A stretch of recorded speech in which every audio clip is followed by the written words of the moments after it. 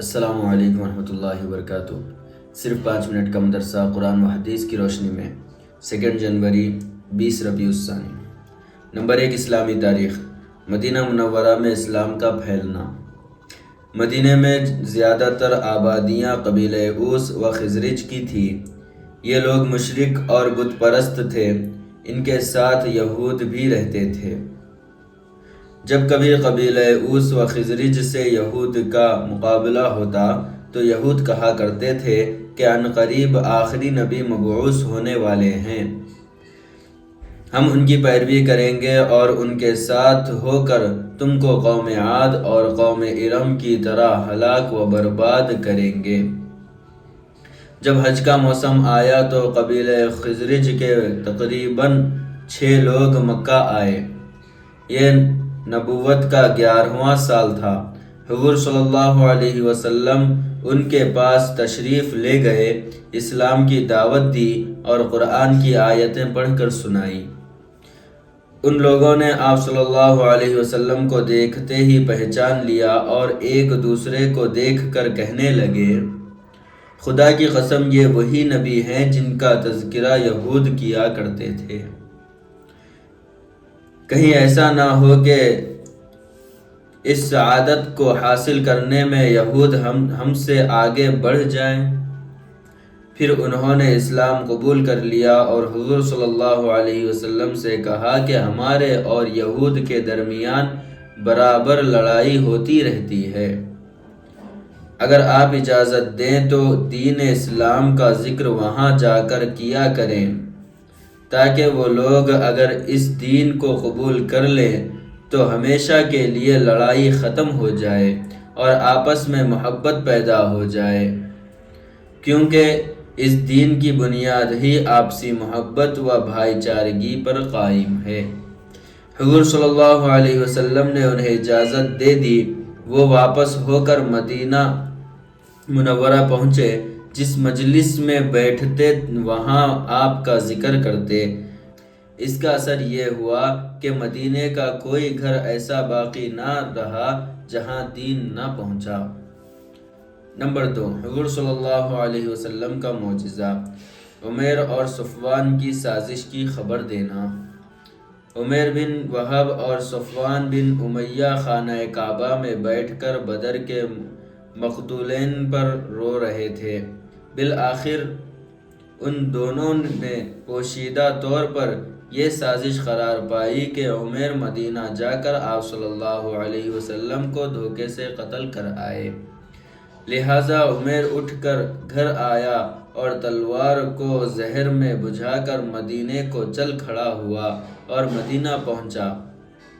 آپ صلی اللہ علیہ وسلم نے پوچھا، عمیر یہاں کس ارادے سے آئے ہو؟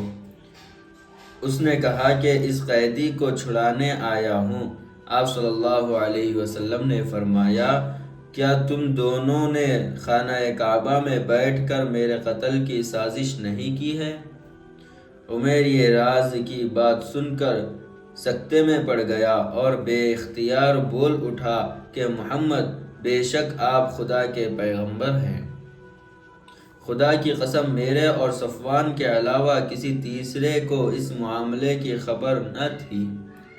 پھر عمیر نے کلمہ پڑھا اور آپ صلی اللہ علیہ وسلم نے ان کے قیدی کو چھوڑ دیا۔ نمبر 3، ایک فرض کے بارے میں۔ جنت میں داخلے کے لیے ایمان شرط ہے۔ رسول اللہ صلی اللہ علیہ وسلم نے فرمایا، جس شخص کی موت اس حال میں آئے کہ وہ اللہ تعالیٰ پر اور قیامت کے دن پر ایمان رکھتا ہو تو اس سے کہا جائے گا کہ تم جنت کے 8 دروازوں میں سے جس سے چاہو داخل ہو جاؤ۔ فائدہ: جنت میں جانے کے لیے مرتے وقت دین کی بنیادی باتوں کا عقیدہ رکھنا ضروری ہے۔ نمبر 4، ایک سنت کے بارے میں۔ سفر میں آسانی کی دعا۔ اللہم اطوی لنا الارض وہون علینا السفر۔ ترجمہ: اے اللہ، زمین کو ہمارے لیے سمیٹ دے اور اس سفر کو ہم پر آسان کر دے۔ نمبر 5، ایک اہم عمل کی فضیلت۔ اذان کا جواب دینا۔ ایک آدمی نے عرض کیا، یا رسول اللہ، مؤذن حضرات فضیلت میں ہم سے آگے بڑھ گئے۔ رسول اللہ صلی اللہ علیہ وسلم نے فرمایا، تم بھی اسی طرح اذان کا جواب دیا کرو جس طرح وہ اذان دیتے ہیں۔ پھر جب تم فارغ ہو جاؤ تو اللہ تعالیٰ سے دعا کرو، تمہاری دعا پوری ہوگی۔ نمبر 6، ایک گناہ کے بارے میں۔ باطل پرستوں کے لیے سخت عذاب ہے۔